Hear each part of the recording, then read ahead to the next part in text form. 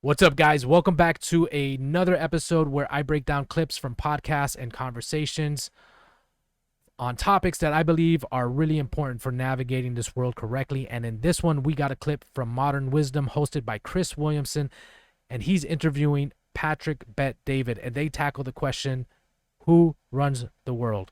Now, the reason why I want to cover it is because understanding how power works and the prevailing ideas on how power is structured is super important for you to make informed decisions, right? They lead to smarter choices. They empower you to navigate this world with more integrity.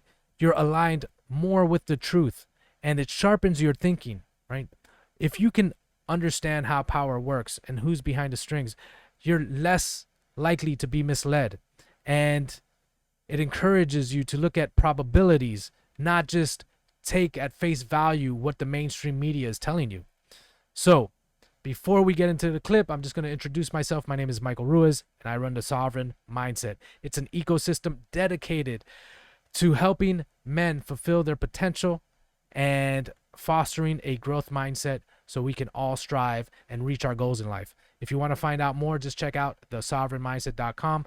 But with that said, let's get into this clip, and I'm going to stop it here and there and give my input and my perspective, and hopefully you enjoy it. But yeah, let's get right into it.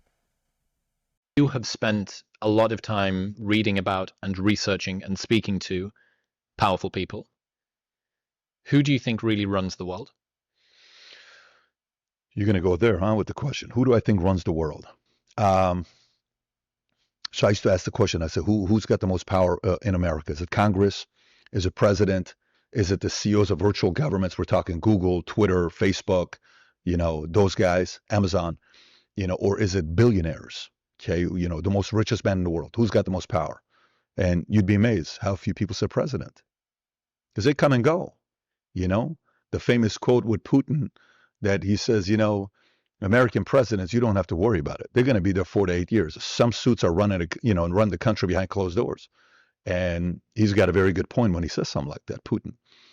But to me, all right, cool. So I just want to stop it here because I want to bring it to, your attention that Patrick Bet David, he's a master at persuasion.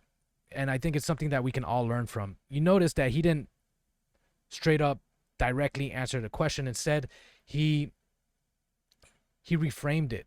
He set the stage, because what I think this question, it's a hard question to answer, number one, and you saw that from the initial sigh he takes when he gets asked that question. But the idea of power and conspiracy, it's controversial to a lot of people. It takes them out of their comfort zone. It challenges their belief, and so he doesn't address it head on. Instead, he walks the listener through a logical process of how one would arrive at considering an alternative narrative to power that they've otherwise been taught or indoctrinated with. And so after he sets this stage, we're kind of all more open and receptive to the possibility that there are different ways of looking at power. There are different forces out there than what we've been told. And he kind of even brings that home with the example that most people don't even believe that the president runs the show. And then he kind of illustrates that with a talking point from Putin where, he says that, the presidents, they come and go. And so they really aren't much of a concern to him. So right away, it takes this idea that we've all been ingrained with and says, hey, no, this isn't actually how it works. And it makes us very open and receptive to different possibilities. All right, I'm going to continue on here. there are a lot of alliances being built. So if you and I were to think about aspirational type of people, okay, you know how they say, well, Michael Jackson eventually got to a point where he got so many different girls that he started trying with this and he started trying with this. And a lot of these people in Hollywood have so much sex with so many different people that they become creative and they do dumb things, right? Okay. Tiger Woods, the reason why he got these girls, because what do you know what it is to be the greatest golfer in the world? And everybody throws their panties at you. You want to judge a guy like that? Why don't you go be the greatest golfer and see what it feels like to be 1 out of 8 billion? You don't know what it's like. So they're kind of trying and experimenting with all this stuff, right? It's almost like I'm so much in a prison jail. Everybody's watching what I'm doing. I'm going to break the rules a little bit to see what I'm capable of doing. Okay. So let's go process and dissect some of these guys that make all the money in the world. Okay. You become a billionaire. And you're still dangerously ambitious, not from a good place, but more selfish place. Okay, you took over an industry. Now you're worth $5 billion. Now you're worth 10. If you're a billionaire, you're the best at what you do in your space for the most part, or you help build the best in that space for the most part. Okay, cool. So maybe your marriage didn't work out. Maybe you're not the best father in the world. And you're like, well, I want more control. I want more power. I can't be a president. I don't want to be a president because if I run for president, they're going to reveal the things that I've done in my life. And God forbid, if that gets all the light, I don't want that. That's embarrassing. But you know what I'm going to do? What if I can take over the world? Are there other people like me that are driven by wanting to take over the world? What if we could make the world one place and we make all the decisions for everybody? Because I'm probably one of the smartest people in the world. And you know, that conversation's taking place. Again, you really start having that godlike figure. Like, I don't know if you're familiar with George Soros. You know, in one of the interviews he gave to LA Times, he says, I always fancied myself with being a god. Fancied myself with being a god. This is an LA Times interview 20 plus years ago. If you type in George Soros, LA Times God, it's the most disturbing interview to read about this guy. A lot of people are very skeptical about him, right? He's like the boogeyman of a number of conspiracies. How many people have you heard say, I always fancied myself with being a god? He says, but what's great about where I'm at right now is it's no longer a dream. It's not a fantasy. All right, cool. So, you know, notice that Chris asked this question almost 3 minutes ago, and he still hasn't really answered who controls the world. He's still framing the conversation.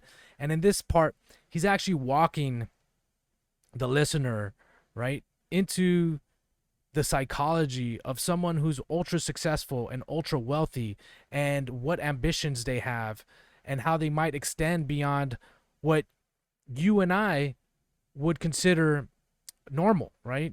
For, I think, the average person, you know, their ambitions extend to their family and their community, but they don't necessarily go beyond that. But what if you have all this power? What if you have all this wealth? What if you are, you know, 1 out of a billion, you know, what, and you have all this opportunity and wealth and resources being thrown at you or at your disposal?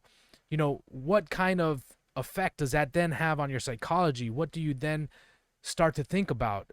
And, you know, framing it this way, again, it takes something that's distant and brings it to an area that's more tangible, where we can all kind of relate to it.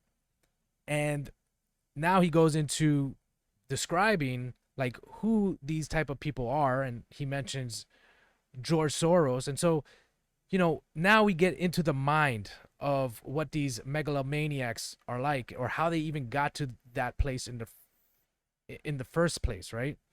And so very interesting for me on how he frames all of this. And before even answering the question, right? Again, we're all a lot more now receptive to this idea. And so let's see what he says. Let's see what else he got to say. Reality. Yeah. I have a friend who has spent a lot of time with super, super powerful people. And he told me about a meeting that he had with one individual in particular who spoke about being an apex predator. He said that apex predators don't care about prey. And even though the prey that he was referring to was still his own species, it was really haunting, the story, the way that that was told to me, because you had someone who not only had the motivation to be able to go and enact whatever nefarious, malicious plan but also had the actual resources to be able to go and do it. Right? Those two things together they're scary, and that was something that really opened my eyes. I'm very non-conspiratorial in the way that I think. I always lean toward, do not attribute to malice that which can be explained by stupidity. Do not attribute to coordination that which can be explained by coincidence. And yet, the more that I read and the more that I learn about things, the more there seems to be there, right? So this is interesting, right? Chris, his story here is one where he didn't want to necessarily believe that there are these conspiratorial powers out there that work behind the shadows. But over time, he's become a little bit more skeptical.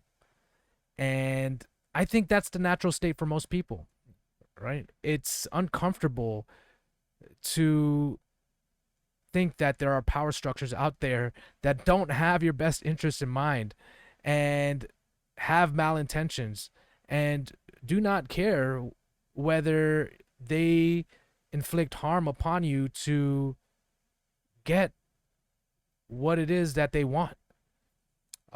Most people want to be wrapped up in a narrative that's cozy and comfortable, where they can operate their lives with as minimal stress as possible. And they have a hard time imagining that there are bad people out there. They can't get into the mind of a psychopath. There's a natural aversion to think that way, right? So we kind of dismiss that as a possibility entirely. But that brings me to why I'm actually covering this topic in the first place. And that's because if you live your life like that, like oblivious to evil, that it may exist, oblivious to how power works, and that there are forces out there that would conspire and do not have your best interests in mind, that sets you up to be very vulnerable and to be taken advantage of and to be misled. And so I think this is a very powerful shift that's going on with Chris right now, where he's now moving towards this idea that, hey, people, they're generally good, and yeah, bad things happen, but we can attribute it to other things besides malintentions or evil. But now, he's heard the story where he now understands that there is a predator class out there that will do whatever they have to do in order to get ahead. And I think that's a powerful shift in your perspective, all right, cool. Let's continue. Yeah, people are offended by different things. Some people being offended in their deepest insecurities, they're willing to use their ambitions to go to certain levels that at that point they're not thinking about the consequences of ruining a lot of people's lives. That's not something they're thinking about at that level. So Hitler was offended. When you read Mein Kampf or you study what Hitler did, he was simply offended. Somebody offended him. So his entire life was about doing what he did just because he was offended. Now, most people who are offended, they do what? They forget about it and they move on. Some of these guys want control. Some of these guys want to make decisions for you. Some of these guys, on the money side, at least they go and make money to get power. Some people don't go make money to get power. Some people, Klaus Schwab, they're like, no, I'm not going to go make money to get power. I'm going to get power by creating laws and thinking I know what's best for you. So there's a lot of different people that you can put in these types of organizations. You just have to think, like if you were to think about the commission of the mob, always go back to it. Lucky Luciano created a commission where the 5 families, he was the one that ran the commission, right, of the 5 families. Okay, when you think about what meetings in the world happens where all the powerful people show up, you got the G20, you got the UN, you got the World Economic, you got Davos, you got all these guys that come together. You got NATO, so NATO could be like, well, NATO's original, when the 12 or 14 countries were part of NATO, what was it really all about? To fight USSR. There is no USSR. Why are we still funding it? What's the outcome now? Are we still fighting communism? So what a lot of people might say is that those organizations are so obvious that they can't be the ones where the real shit's happening, right? That's just the smokescreen. The real shit is the shit that's behind it, and the shit that's behind that, and so on and so forth. In your opinion, do you think that NATO, WEF, WHO, that's those people, there's no further up set of strings that are playing the ventriloquized game behind those ones? Do you think that that's where a lot of power actually lies? uh, All right, so Chris is digging here, and I absolutely love this question. You know what? I don't want to stop it here. There we go. Yeah, so he's digging here, and he's asking some tough questions, and you could see that sigh from Patrick Bet David. It's really it's a heavy one, right? He's basically asking, hey, all these organizations that we see and hear about on the mainstream media, are they the ones that are really pulling the strings of power? And now we're talking about the man behind the curtain, right? And who that is. But the point I want to bring up here is that these are two of the biggest podcasters in alternative media on YouTube. And they're talking about some serious issues right here. They're talking about ideas that used to be considered fringe and only regarded or relegated towards these conspiracy interwebs. Now we're getting close to the mainstream culture where this is now being openly talked about. And I think this is a huge shift that's happening. And I really don't understand the implications yet, but I do feel like this is a good thing, right? The more light that's shed on how the world works, who the power players are, the better it is, I think, for everyone. Now, that might cause a little chaos and turmoil in the beginning, and I think we're starting to see that. But ultimately, I think that this leads to a better place, this type of transparency. And I think what I hope happens is that as people become aware of the power structures that are operating in the background and how they are entangled within those power structures, that people will become much more conscious about how and who they entangle themselves with, right?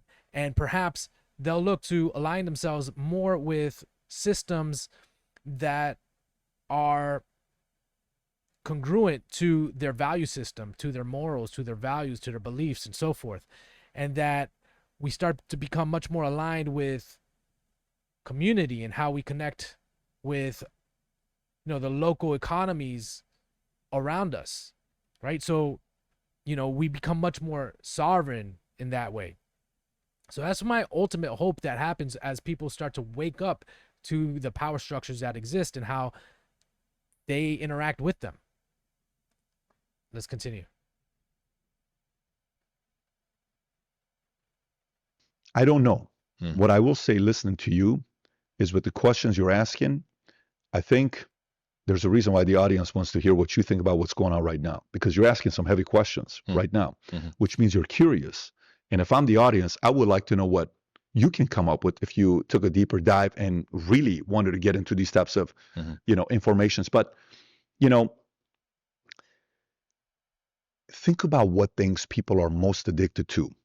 Okay. Addictive personalities, video games, porn, sex, cocaine, ecstasy, weed, steroids, partying, all of that stuff. But what's one of the most addicting things that many of those guys can't get? Power. Are you kidding me? Power is like power porn, the porn of having a lot of power and getting the look in people that look at you that are afraid of you. Some people love that. Some people love that. The quote, like, if you really want to test someone's character, give them power. I mean, some people really love having power. Take a company and see some of the guys that they hired. They hired the wrong person at the top. The guy was all driven by power. What happens? Take a president that becomes a president and he realizes he can use the justice system against his opponent. What happens? They got that power. It's a lot of power to give to somebody, right? Um, yeah. So, those people I believe are out there. Some of them are 100% money people because money talks and you can have a lot of Ultimately, you need influence with them. funds to do Yeah, you anything, do. right? You do. It's going to be the money people. Um, but there's also the other power players behind closed doors that, in the movie Moneyball, Jonah Hill plays I don't know if I'm saying his name correctly. He plays the role of the guy that Brad Pitt is sitting there saying, why is this GM of Cleveland Indians keeps looking at that guy? Doesn't get on base. Who the hell are you? Right? In John Maxwell or Dale Carnegie wrote about this in a book saying the law of E.F. Hutton. E.F. Hutton was in the room that every time the guy was making a decision, he wouldn't make a decision until he asked about E.F. Hutton. So here's what we're going to do. So a proposal. Okay, great. Hey, E.F. Hutton, what do you think about it?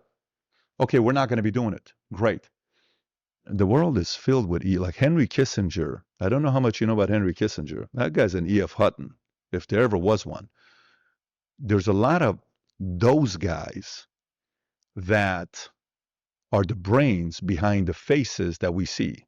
And most of the times, the best E.F. Huttons, no one ever finds out who they were. All right, cool. Yeah, so I think that's a good place to stop it there. Powerful, powerful clip. And, in conclusion, Patrick Bet David, he gives us a couple names, right? He gives us George Soros. He gives us Henry Kissinger. But he doesn't really answer the question directly. He kind of walks us through the scenario in how different power structures would come about, and also takes us into the mindset of powerful people and how they think and what drives them and their motivations. And I think what he does here at the end is he reveals that powerful people do call the shots, right? They can make things happen and they can make things not happen, and that they're not always in the public eye, that they have frontmen and organizations that they use in order to in order to extract their policies or their agenda. And so for me, adopting a conspiratorial mindset, right, I think it's going to be crucial for the times that we're living in. I think what we're seeing is all these different transition phases that are happening, again, whether it's economic, whether it's biblical, whether it's civilizational, historical, whether it's political. There's all these changes happening, whether it's technological, right? There's all these changes happening all at once. We're definitely living in monumental times as far as human civilization is concerned. Like on the scope and scale, we're going to see a lot of changes happening. And during that phase, there's going to be all types of power structures that are going to be battling it out to see who maintains control or who gets what territory. And there's going to be all types of games being played. And, we're going to be on the tail end of that. And so in order to make sense of it, I do think that you definitely need to have more of an adversarial mindset. You definitely need to understand how power is structured a little bit more. And, rely on that which to be more truthful, right? And to take people at face value. If there are media organizations that push propaganda, to take what they say with a grain of salt. If there are people that are known for lying and manipulating and pushing out narratives that are false, to take what they say with a grain of salt, right? I think now's the time to become more skeptical of authority, and really take stock of who you can trust. Be skeptical, right? Question narratives, and just realize that there's a class of people out there that are driven by power and will do what they have to do in order to maintain it. So, yeah, with that said, I hope you enjoyed this breakdown. I'll see you on the next one. Peace.